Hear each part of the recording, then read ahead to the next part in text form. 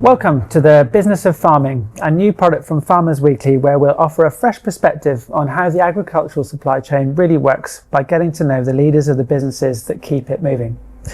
In this debut episode, I'm delighted to be joined by Diana Overton, recently appointed as Group Managing Director of Frontier Agriculture, one of the biggest agribusinesses in the UK. Diana, thank you for having me. Good afternoon, thank you. Good to be here. I feel like most farmers will have heard of Frontier, but do they really know exactly how the company operates and what it does? What is the briefest and best explanation you have of what Frontier exists to do? I think you're absolutely right, Andrew. We are going live with a brand refresh, which is designed to improve the ease with which we communicate what we do in response to farmer customer feedback that we are a complicated business to understand. In a nutshell, we supply crop inputs, a full range of crop inputs to farmers: seed, fertilizer, agronomy services, crop nutrition, satellite imagery, for example, biostimulants. So crop inputs to farmers, and then we buy from farmers their output, the grain, which we may store, blend, clean, dry, transport, and then ultimately we sell that to our grain customers who buy the grain for then onward processing, largely within the UK. And you've recently taken over at the helm of a 20-year-old company, and your predecessor was managing director for all of those 20 years. What's it like taking over from a long-standing predecessor? Really exciting. So Mark and I had worked together for 13 years. So I'd really enjoyed working alongside Mark as we've been growing the business Frontier for the first 20 years. And then really in recent years developing the refreshed strategy for the next chapter of Frontier with Mark and with the senior leadership team. And then being able to take the business forward, a business that I love, working with people that I already know and enjoy working with, in a sector that I absolutely love. I mean, what better opportunity to have? So really excited about taking Frontier forward for the next stage. So you obviously were in the deputy role beforehand. You've been mentored for the top job. Mentorship is something we hear a lot about in the corporate world and in farming as well nowadays. How would you say you were mentored to take on this role, and what did you learn while you were preparing? I've been very fortunate, actually. Mark was the second boss that I've had who really has been instrumental in my career development. So throughout the 13 years that I've been with Frontier, Mark has been very good at giving me different opportunities to stretch me, but where I've always felt that I've got support and backup. At Frontier, we invest a lot in our people, so I benefited from the leadership development program. That's something we provide to all of our senior leaders across Frontier. And then I've had very much as you say, the day-to-day mentorship from Mark, really encouraging me to step out of my comfort zone and take on this much broader challenge, which was why I then moved into the Deputy Managing Director role, which I hadn't originally seen myself as being able to do. But as I say, he really encouraged me to take that step. And I'm pleased to say that 3 months in, I'm thoroughly enjoying it. What does that mean about not originally thinking you could do it? Was it the scale of the job, you mean, or? No, it was more that I was really enjoying the partnership that Mark and I had. So I spent 7 years as Group Finance Director while Mark was Managing Director. Really enjoyed that partnership. So saw myself as a very good number two. And his challenge to me was, well, why couldn't you be the number one? Yeah, I'm very appreciative of the fact that he did challenge me. But I've inherited an expert and very capable senior leadership team who I've known and worked with for a number of years already. So it's very much about moving into the role, but surrounded by a team that I thoroughly enjoy working with. I'm not one person leading this business. We are a team, and that's a really enjoyable part of the role. Part of the reason you joined Frontier, you were telling me originally, was because of your speciality in mergers and acquisitions. Frontier has grown a lot in the past 20 years via that route. Is that something you're looking to continue doing as you lead the business? Yes, Frontier's success to date has very much come about as a result of a combined strategy of acquisition and organic growth, and I'm very keen to continue with that approach. That said, the kind of acquisitions that we've been concentrating on more recently, we describe as our adjacency strategy. So looking for businesses or investment opportunities that can not only complement Frontier's core activities, but also are meeting a need within our industry, within our sector.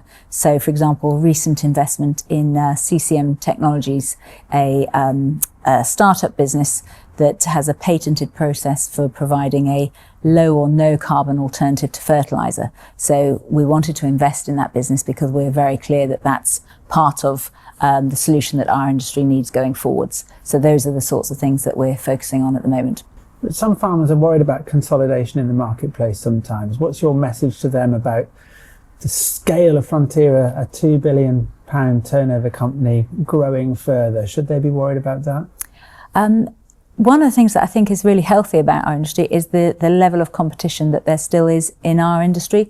So we have approximately a 25% market share, both in terms of on the crop input side of our business, but also the grain trading side.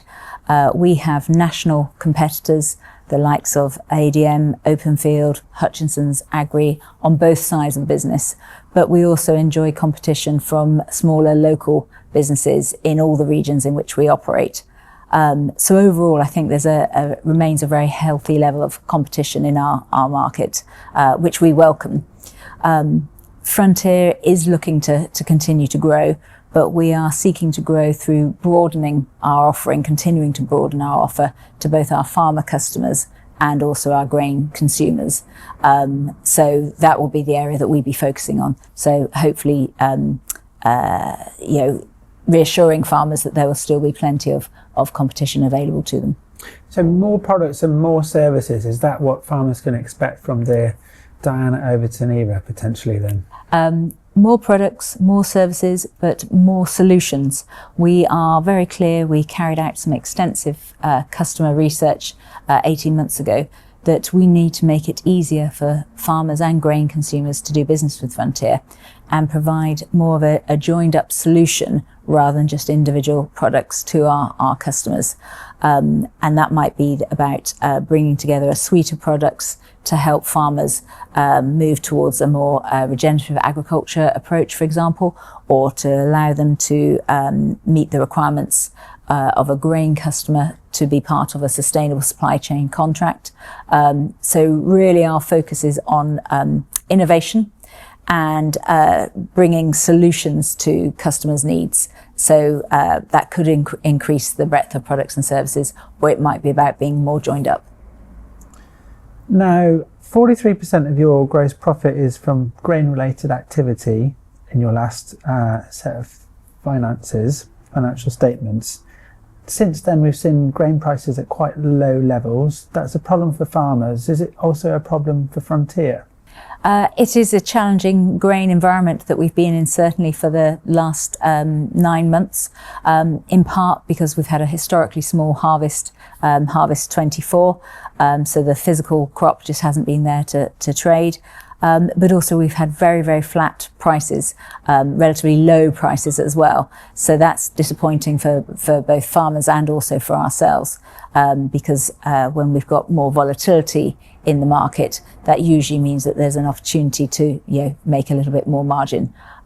So yes, it has been a challenging period from a grain perspective, but that's where because Frontier has the two sides of the business, the crop input side as well as the grain trading side, we have a natural hedge. And so that is a big part of what helps us maintain the underlying profitability of our business, because we've always got two parts to work with.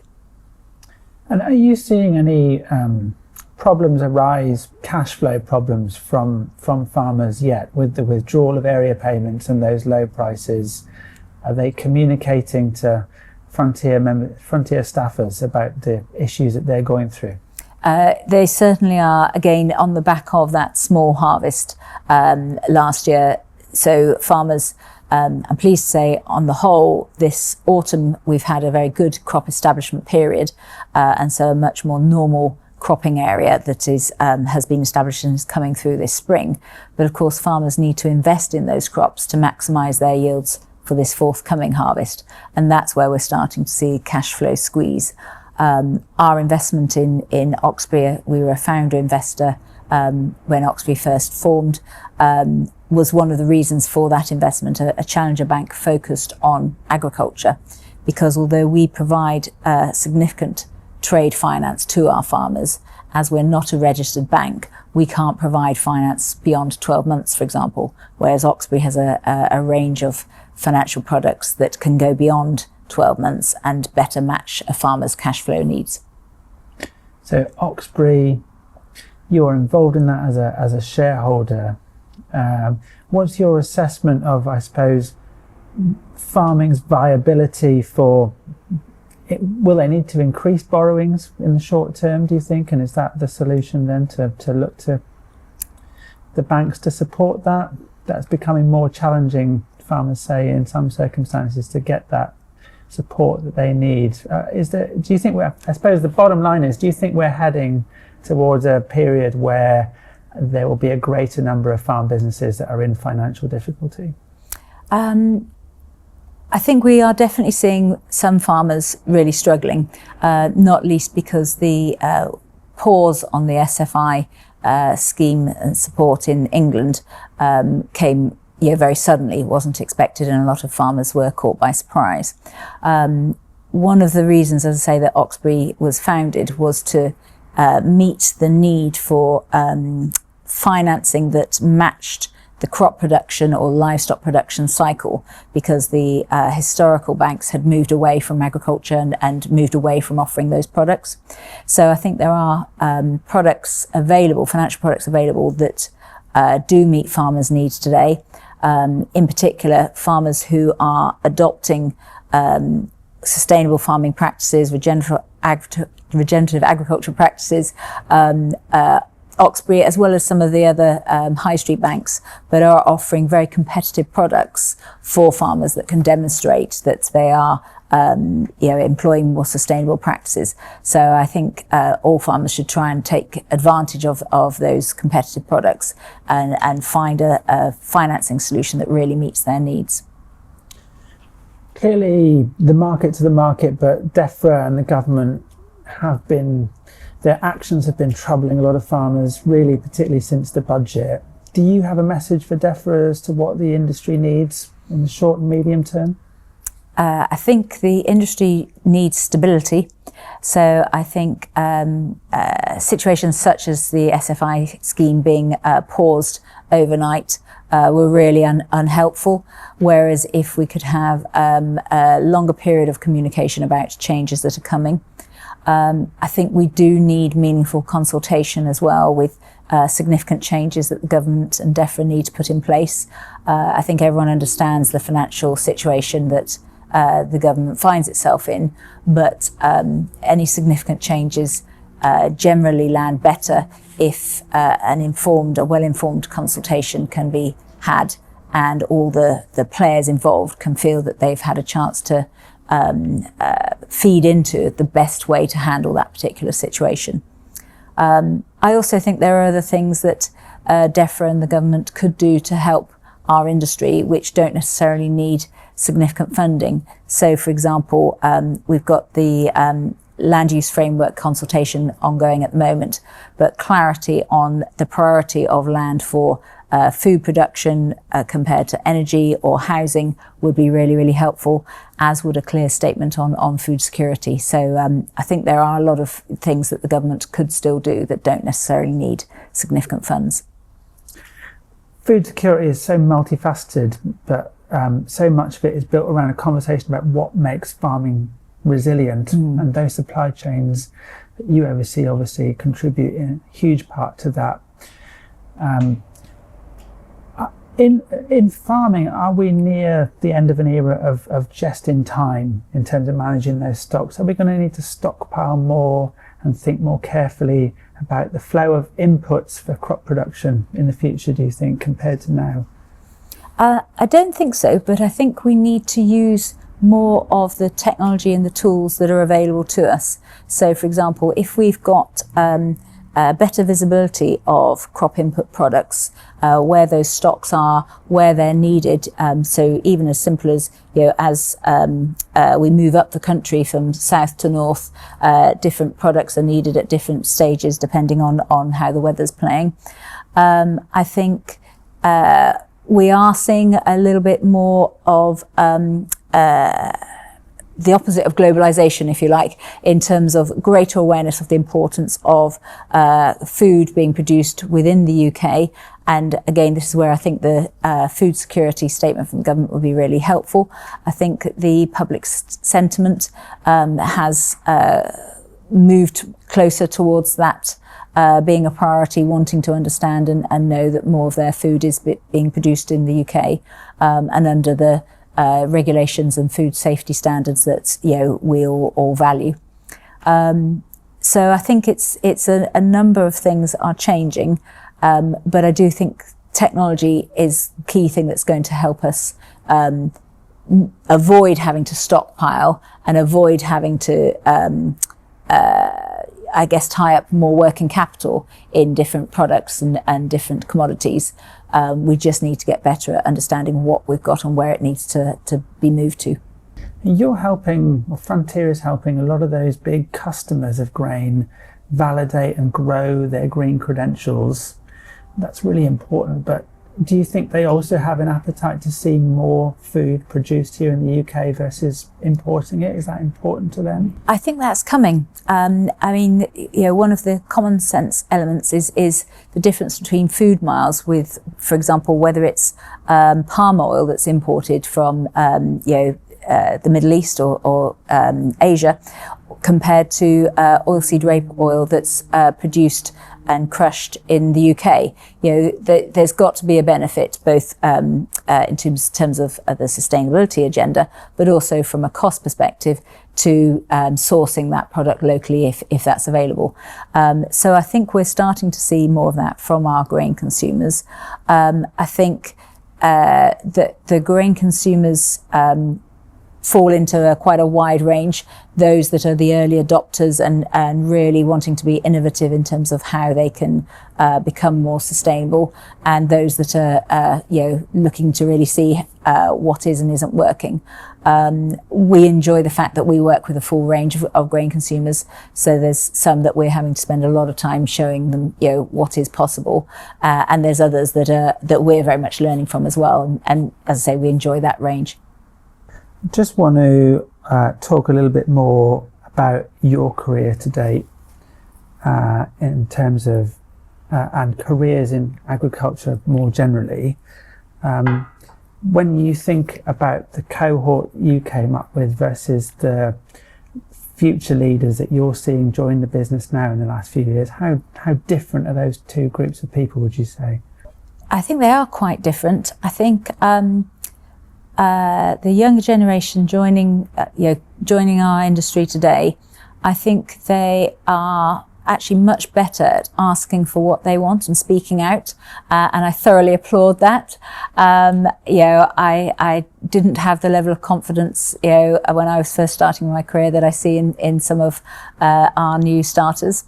I think they're also motivated a lot more by companies with purpose, companies with a clear mission, and that are wanting to leave the world in a better place, not just the classic corporate shareholder share price or profitability driver. And certainly for younger joiners, it's not just about how much they're being paid.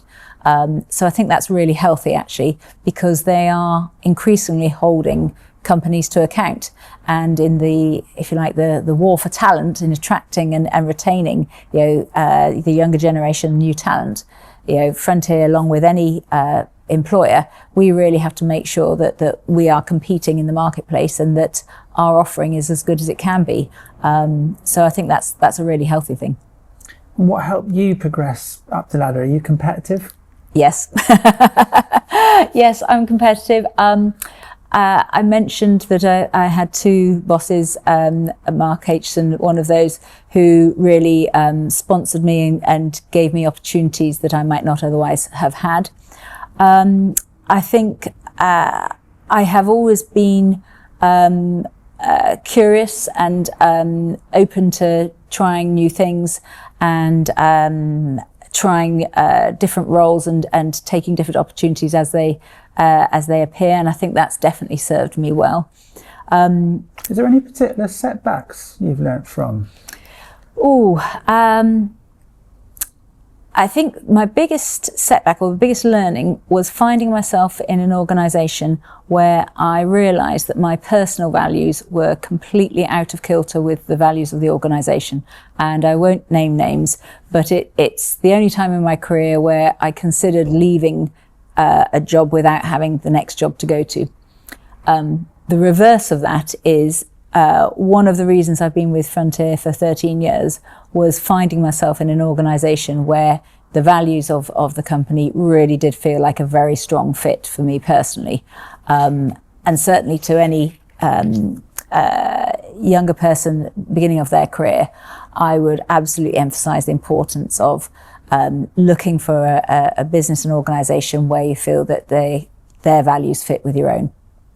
I want to ask you particularly about women in agriculture. You're a visible leader in agriculture. You're not the first woman, but one of still quite a small number to rise to the top of a farming organisation.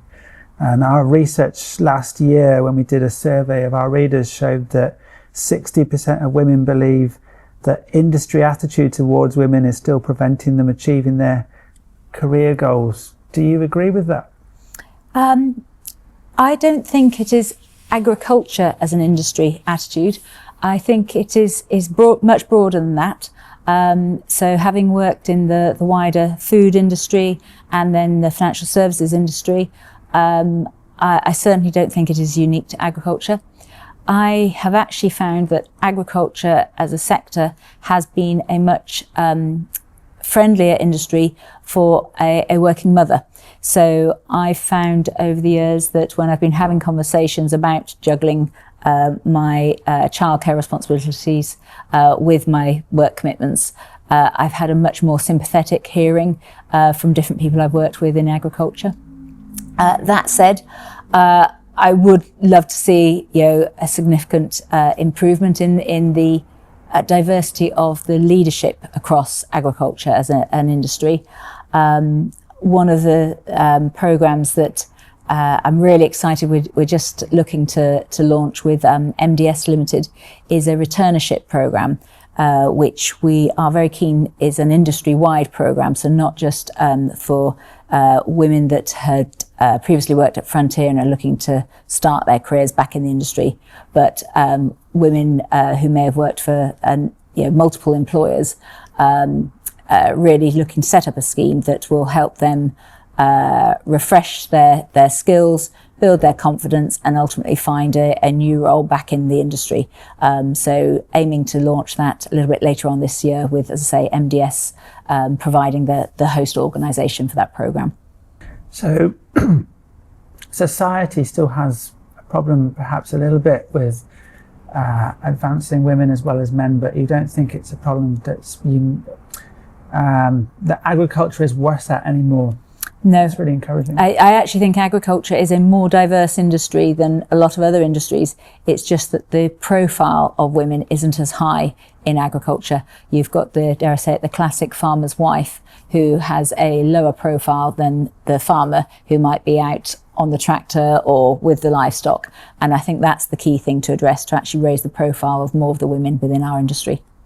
What's your pitch to young farmers out there who, when they're thinking about their future career, may not think of a large corporate first of all, and yet all of your employees are working in agriculture? Why should they work for a big company? Because if you aren't sure about starting your own business or might not have the resources in order to start your own business. The career journey that you can enjoy working for a corporate can be fantastic. I'm absolutely proof of that. One of the things I think about the stage that our industry is going through at the moment is that we have roles that exist today that didn't exist 5 years ago, and it's changing at an incredible pace. I also thoroughly enjoy the fact that we recruit people from non-ag backgrounds, so myself included, as well as people who come from ag backgrounds. So if it's an industry that you're interested in, then come and join a company like Frontier, and you can get thoroughly involved in the industry and have a really rewarding career. I just want to close then. By the time this interview airs, Frontier will have launched its rebrand, new logo, new look. But what does that actually mean from a farmer perspective? Thank you. Ultimately, it's all about making it easier for our farmer customers to do business with Frontier. We conducted some extensive customer research, which helped us to understand that because we've grown through the years through acquisition as well as organically, we've become a stable of brands, and we have a wide range of products and services, but we don't make it very easy for our farmer customers to actually find the right person or the right product or service that they need. So we've got to address that. We are absolutely clear we need to put our customers first, and so that's what we're really looking to achieve, refreshing the Frontier brand and getting ourselves ready for the next chapter of Frontier's growth. And they can pick up the phone and talk to you? They absolutely can. I would welcome it. Diana, thank you for your time. Thank you.